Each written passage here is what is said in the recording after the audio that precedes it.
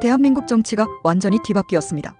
이재명 대통령의 한마디가 여야 관계를 파탄으로 몰고 갔고 지금 국회는 전쟁터가 되었습니다. 그런데 정말 충격적인 건 이게 끝이 아닙니다. 이진숙 교육부 장관 후보자만 지명 철회하고 논란의 강선우 후보자는 끝까지 밀어붙이겠다는 이재명 대통령. 국민의힘은 배신당했다며 분노하고 있습니다. 협치를 위해 경제부처 장관들 승인해준 국민의힘의 선의. 그런데 왜 강선우만은 포기하지 않는가? 무자격 오적이라 불리는 장관 후보자들의 충격적 이력들. 하지만 잠깐, 정말 이재명 대통령이 잘못한 걸까요? 아니면 국민의힘의 정치적 계산일까요? 이진숙 후보자의 표절 의혹은 명확한 증거가 있었음. 강선우 후보자의 의혹은 해명 가능한 수준인가? 결격 사유 없다. 정치적 공격일 뿐. 여론조사 결과는? 국민들은 어떻게 생각하나? 결국 이 모든 갈등의 진짜 승자는 누구일까요? 이재명 대통령? 국민의힘? 아니면 전혀 다른 누군가? 어젯밤 송도에서 믿을 수 없는 일이 벌어졌습니다. 아버지가 아들을 총으로 쏴 죽였습니다. 그런데 더 충격적인 건 이 총이 사제총기라는 사실입니다. 과연 우리 주변에 얼마나 많은 사제총기가 숨어 있을까요? 20일 밤 10시 30분 평범한 송도 아파트에서 큰 소리가 울렸습니다. 시어머니가 남편을 쐈어요. 경찰 특공대 긴급 출동. 1시간 넘는 대치 상황. 쇠파이프로 만든 사제총기의 위력. 39세 아들 결국 병원에서 숨져. 하지만 잠깐, 과연 이게 단순한 가족 갈등일까요? 사제총기를 어떻게 만들었을까? 누구나 만들 수 있나? 왜 하필 총기를 사용했을까? 다른 방법도 있었는데. 가족 내 갈등의 진짜 원인은 무엇일까? 한국의 총기 규제 정말 안전한가?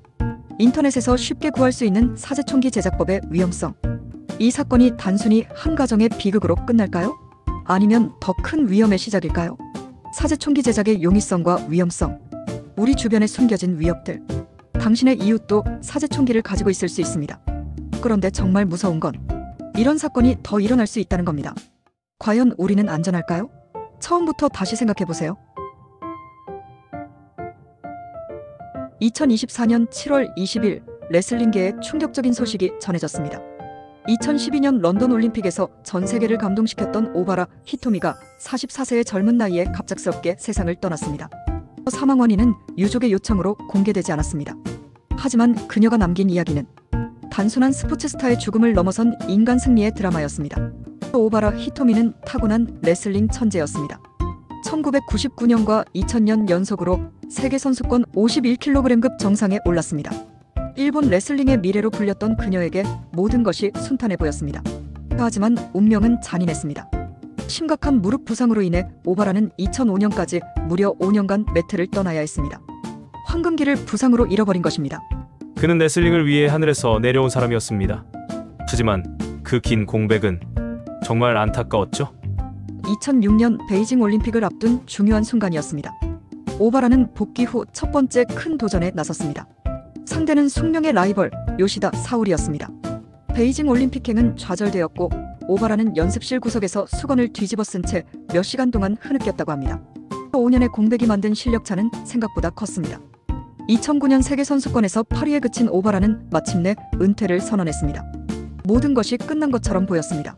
하지만 2010년 31세의 오바라에게 변화가 일어났습니다. 그녀는 다시 매트로 돌아왔습니다. 이번엔 48kg급으로. 체급을 낮춰서 말이죠. 많은 사람들이 의심했습니다. 31세에 무슨 올림픽이냐? 이미 끝난 선수 아니냐? 하지만 오바라는 묵묵히 자신의 길을 걸었습니다. 그리고 마침내 런던 올림픽 출전권을 획득했습니다. 5년의 공백 라이벌에게의 패배, 은퇴 선언을 뒤로하고 31세 오바라 히토미가 올림픽 무대에 다시 섰습니다. 2012년 런던 올림픽 여자 레슬링 48kg급 오바라는 마치 다른 사람이 된 것처럼 경기를 펼쳤습니다. 준결승, 결승을 거치며 오바라는 완벽한 경기력을 보였습니다. 그리고 마침내 생애 첫 올림픽 금메달을 목에 걸었습니다. 31세에 이룬 늦깎이 금메달. 하지만 그 무게는 그 어떤 금메달보다도 무거웠습니다. 5년의 침묵, 좌절, 포기. 모든 것을 이겨낸 승리였으니까요. 오바라 선배의 런던 올림픽 금메달은 내게 엄청난 용기가 됐습니다. 그 모습을 보고 나도 금메달을 딸 수 있었어요. 2022년에는 세계 레슬링 명예의 전당에 이름을 올렸고 올해 초까지도 2028 로스앤젤레스 올림픽을 준비하는 코치로 활동했습니다. 지난해 1월 그녀가 어린 선수들에게 남긴 마지막 메시지입니다. 자신이 사랑하는 일을 계속하고 포기하지 않는다면 꿈을 이룰 수 있습니다. 하지만 2024년 7월 20일 오바라 히토미는 44세의 젊은 나이에 갑작스럽게 세상을 떠났습니다. 초등학생 2자녀를 남긴 채로 말입니다. 사망 원인은 공개되지 않았지만 그녀가 남긴 메시지는 영원할 것입니다. 포기하지 않으면 꿈을 이룰 수 있다. 오바라 히토미, 그녀야말로 이 말을 몸소 실천한 진정한 챔피언이었습니다. 64.6%. 거침없이 오르던 지지율. 영원할 것 같던 허니문은 여기까지일까요? 취임 후 첫 빨간불. 이것은 스쳐가는 소나기일까요? 아니면 거대한 태풍의 전조일까요? 오늘 우리는 숫자 뒤에 숨겨진 세계의 균열을 현미경으로 들여다보겠습니다. 첫 번째 균열은 사람에서 시작됐습니다. 이재명 정부가 가장 자신했던 인사 시스템. 하지만 강선우, 이진숙 두 장관 후보자는 공정과 도덕성이라는 신뢰의 댐에 구멍을 냈습니다. 청문회에서의 해명은 오히려 논란에 기름을 부었고 이 불똥은 고스란히 민주당 지지율 하락으로 이어졌습니다. 전 정권과 다르겠다던 약속은 어디로 갔는가? 국민들은 바로 이 지점에서 가장 먼저 고개를 돌리기 시작했습니다. 두 번째 균열은 예고 없이 찾아왔습니다. 바로 하늘의 경고, 기록적인 폭우였습니다. 재난은 정부의 위기관리 능력을 평가하는 가장 냉정한 시험대입니다. 국민이 불안에 떨 때 정부가 과연 든든한 버팀목이 되어주었는가? 일부에서 제기된 미흡한 대처 논란은 대통령의 지지율에 직접적인 타격을 입혔습니다.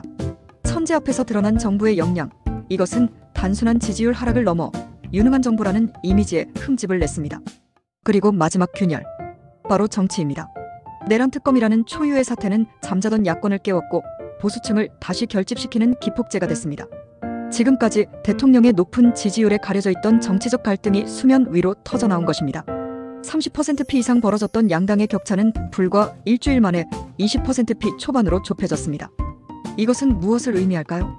야당의 반격은 이제부터 시작이라는 신호탄이자 국정 운영이 더 이상 순탄치 않을 것임을 알리는 강력한 경고입니다. 사람, 하늘, 그리고 정치. 이재명 정부를 떠받치던 세 개의 기둥에 동시에 균열이 생겼습니다. 이제 대통령 앞에는 두 개의 길이 놓여 있습니다.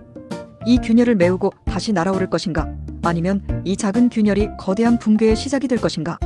지지율 2.4%피 하락. 여러분은 이 숫자가 던지는 경고를 어떻게 해석하십니까?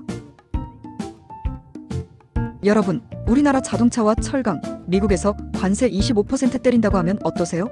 그런데 미국은 우리한테 그 대신 쌀 더 수입해, 소고기 원령 제한도 없애, 온라인 플랫폼 규제도 완화해, 이렇게 말합니다. 그럼 이건 협상일까요? 아니면 굴욕적인 퍼주기일까요? 지금 이 시각 이재명 정부의 안보실장, 경제부총리, 산업장관, 외교장관까지 전원 미국에 가 있습니다. 이유는 딱 하나. 한미 관세 협상 마감일이 코앞이기 때문이에요. 오는 8월 1일까지 결론을 내야 하거든요. 그런데 미국은 그냥 관세만 이야기하는 게 아닙니다. 패키지 딜이라고 해서 안보, 무역, 비관세 장벽, 농축산물 개방까지 전부 묶어서 협상하자는 거예요. 그래서 이번엔 정말 모든 카드가 다 테이블에 올라와 있습니다. 여기서부터 논란이 시작됩니다. 미국은 지금 한국에게 자동차 철강 관세는 줄여줄 수도 있어. 하지만 그 대가로 소고기 수입 기준 없애, 쌀, 사과, 닭고기 다 더 들여와. 게다가 네이버 같은 플랫폼 규제도 풀어줘. 이게 과연 공정한 걸까요? 일각에서는 이렇게 말해요. 우리가 수출하고 있는 품목 지키려면 어쩔 수 없이 양보해야지. 이건 국제협상이야. 하지만 반대로 이런 반론도 많습니다. 우리 핵심 산업을 보호하기 위해 왜 식량 주권까지 내줘야 하냐고요. 농민들 다 죽는다. 도대체 무슨 논리냐. 심지어 굴욕협상, 미국만 좋은 거래라는 말까지 나옵니다. 더 흥미로운 건 이 협상의 진짜 승부처는 정상회담이라는 점이에요. 이재명 대통령과 트럼프 대통령이 직접 만날 수도 있다는 얘기가 나옵니다. 그러면 딜의 무게가 더 커지죠. 그런데 이런 질문이 생깁니다. 이게 과연 국익 중심의 협상인가? 아니면 정권의 외교치적 만들기용 이벤트인가? 게다가 이런 협상을 비공개로 진행하면서 국내 농업계, 중소기업계, 시민사회는 제대로 된 정보도 없이 배제돼 있다는 지적도 있어요. 결국 이 협상의 결론은 우리가 뭘 지키고 뭘 내주느냐에 달려 있습니다. 그런데요, 과연 이 협상 이기는 중일까요? 아니면 지고 있다는 걸 모른 채 싸우는 척만 하고 있는 걸까요? 당신이 보기엔 이 협상, 협상인가요? 굴욕인가요? 그리고 우리는 정말 워싱턴에 협상하러 간 걸까요? 아니면 퍼주러 간 걸까요? 우리나라 자동차, 철강의 고율 관세 미국이 요구하는 건 더 많다.